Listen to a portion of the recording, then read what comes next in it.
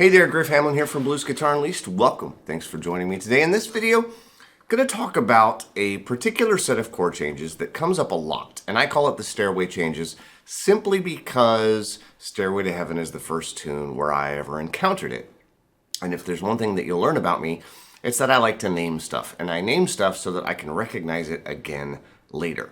One of the more recent tunes that I can think of where this also comes up is Empty Promises by Kingfish Ingram.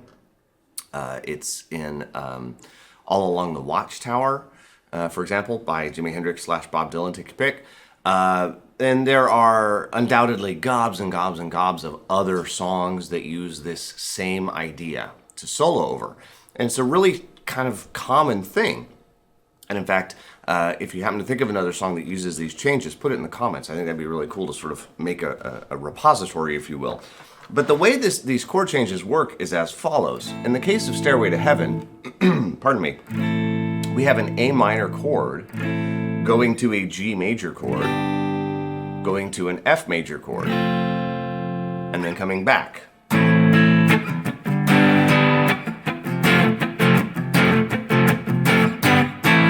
Okay, so those are the three chords that we're dealing with. If you happen to be hip to the standard harmony rule, I won't get too crazy right now. There's a great little trick. The standard harmony rule says the chords 1, 4, and 5 in any key are major, 2, 3, and 6 are minor. So if you have two major chords a whole step apart, okay, that's really what you're looking for. And in this case, that's the F and the G. Those are 4 and 5, which makes the A minor 6. We have a whole step between 4, 5, and 6 in any major key. If your home base is the 6th chord, then you are in a minor key. All right, so we're in the key of A minor, quite literally. So we have A minor, G, and F. In the case of something like All Along the Watchtower, the way I play it is B minor, A, and G. Let's see, in the case of the Kingfish Ingram tune, I think it's E. Yeah, so it's like, or D, sorry. So D minor to C, to B flat to C. And all the little ornamentation, that doesn't matter. It's the basic chord is all that you need. Okay, so those are the three changes. Again, so I have D minor, C, and B flat. So I have C and B flat, which are a whole step apart. So there's my 4 and 5, which means D is my 6. Or in the case of a minor key, this is my 1, that's my 7, that's my 6. However you want to kind of examine that. So from a soloing standpoint, this creates something kind of cool. Now, on this channel, I kind of bounce back and forth a lot between, it's basically in the world in general, I bounce around a lot between sort of, blues, traditional blues, and stuff that's kind of bluesy. Okay, and this very, very much falls into the bluesy category. This is not a blues. Even though it sounds bluesy, it's not focused around dominant 7th chords. It doesn't have either a 12-bar or 8-bar or 16-bar framework. There's no way you could say that's a blues. Nobody would call Stairway to Heaven a blues anyway. People might call Empty Promises a blues, even though it's not. It's definitely bluesy, and there's plenty of music out there that falls into that category. But this, when you solo over it, you have a unique opportunity because of the fact that all three of these chords, the A minor, the G, and the F, are all in the same key. Okay? If we have like blues in A, we have A7, D9, or D7, E7, right? Those three chords on no planet anywhere in the known universe are those three chords in the same key. They're actually in 3 different keys. We use the pentatonic scale basically as sort of a best fit. It's what our ear has adapted to. It's not necessarily right, but it works. It's what we do. Okay, so kind of keep that in mind. On the other hand, with these changes, we are absolutely 100% in the key of A minor or C major. Okay, take your pick. They're relative. But since there's no C in what I'm playing, I'm going to use A minor. That allows me to use a mode. When I have, or a diatonic scale, a complete scale, So whenever I have all of this stuff going on like this, I can use the A minor pentatonic scale.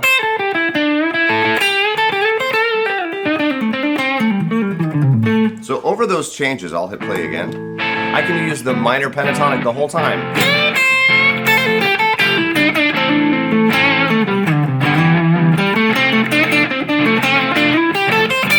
Notice I can use all of the different box patterns.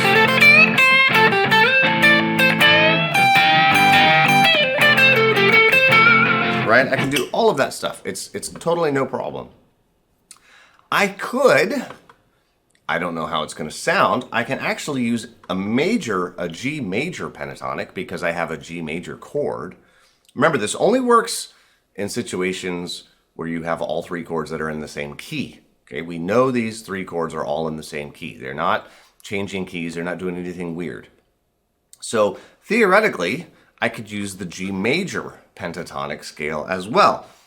Theoretically, I could use it the whole time, though you will probably prefer the sound of it only over the G chord. But let's see what it sounds like.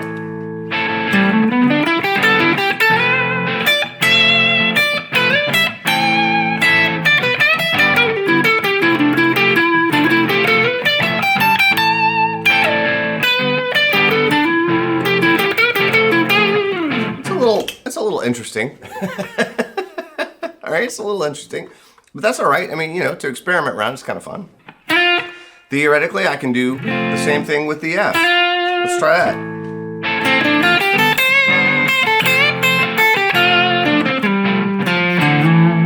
that. That's not an F, sorry.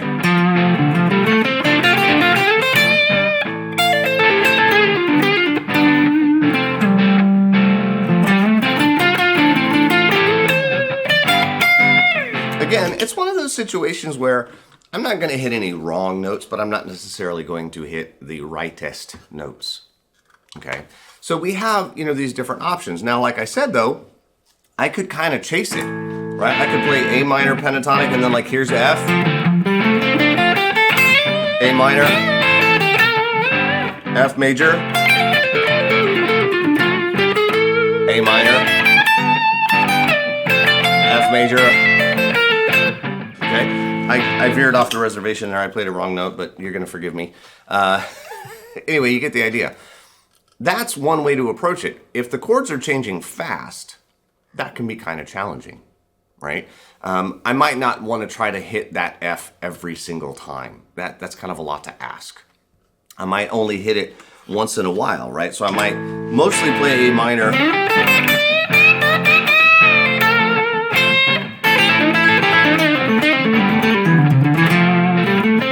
Grab that F once in a while.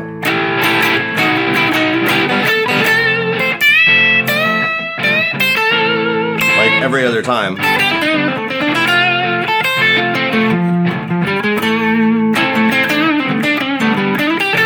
Kind of get the idea.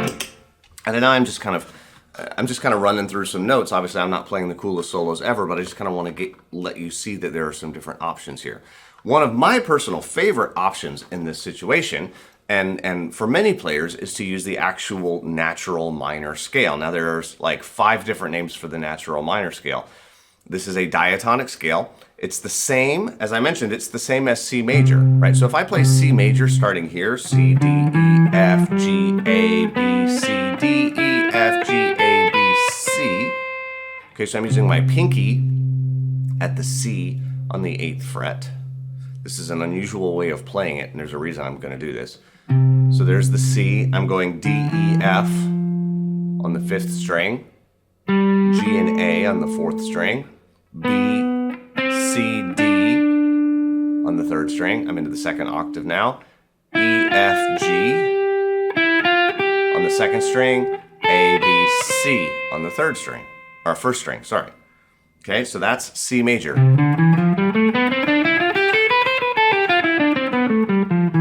If I go C, B, A, and start here, it is now A natural minor.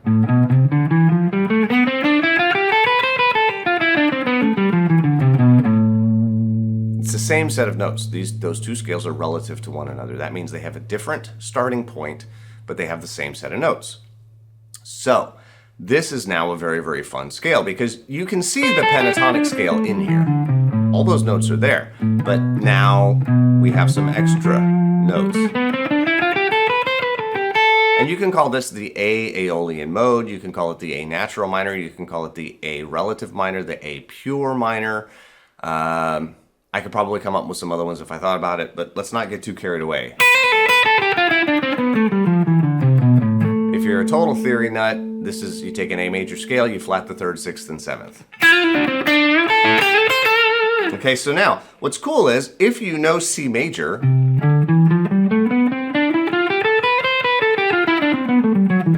sorry, that was C Lydian. You might have a more traditional fingering of C major.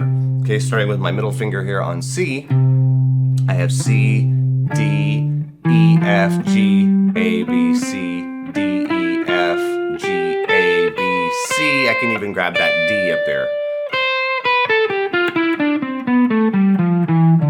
Okay, you might know this scale. This is a very common fingering. Right, well if, see with my middle finger here, if I switch over to my pinky, then I'm coming down that other pattern.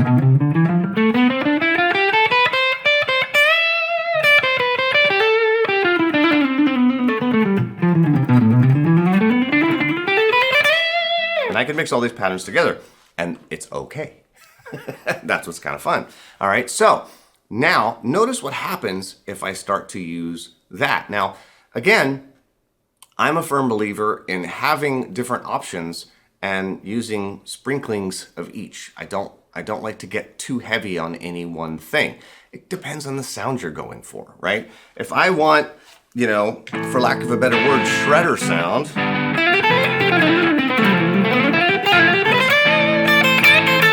right, where I'm playing as many notes as I possibly can,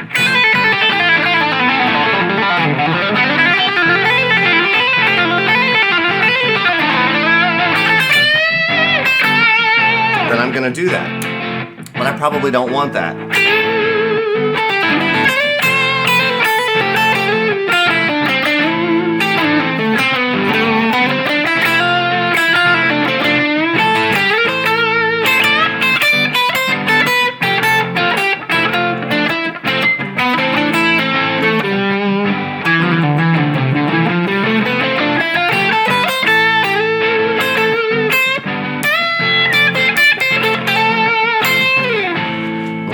So that makes a lot more sense. Again, you know, if you're into it, and of course you'll notice that when I play the really fast stuff, I tend to use patterns that have 3 notes per string. It's kind of a whole different thing. I don't want to get carried away on that right now. But you get the idea. If I have some rhythmic variety, if I kind of, you know, bounce around, skip over notes, that's what's going to get kind of that more melodic, more interesting type of sound with it, okay? And of course, if I, you know, let's say I was doing like the D minor, C to B flat, right? Well, then everything just moves. D minor, D natural minor goes right here. Moves up to F major. If you're so inclined.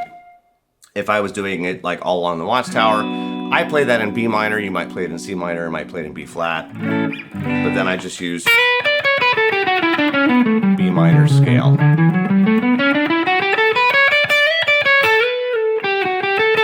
And D major.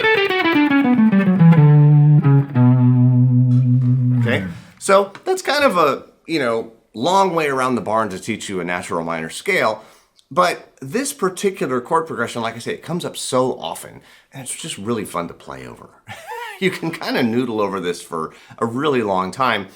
Again, if you're switching back and forth between the pentatonic versions and the natural minor, that what are called the diatonic versions. By the way, pentatonic means 5-tone. Diatonic has nothing to do with the fact that there's 7 tones on the scale. A diatonic scale, D-I-A tonic, means that it is completely representative of a key. I know, it doesn't make any sense necessarily. but that's what that means. And so it means there's no extra notes in the key. There's no extra notes in the scale that aren't in the key, and there's no extra notes in the key that aren't in the scale. It's an exact duplicate. So for example, the C major diatonic scale is all of the notes that are in the key of C major. The A natural minor diatonic scale has all of the notes that are in the key of A minor. That's how that works. All right, so anyway, enough theory. I hope you'll just at least learn to play the scale. Maybe, put a chord change like that into your looper, noodle over it for a little while, have some fun with it. As always, if you have guitar playing friends that you think would dig this video, I hope you will share it with them. It's a great sound. It's really fun. And especially if you know that major pentatonic to sort of tack on to it, you can have some fun with it there. And as always, I'm Griff Hamlin from Blues Guitar Unleashed. Thanks for joining me, and I'll see you soon. Take care.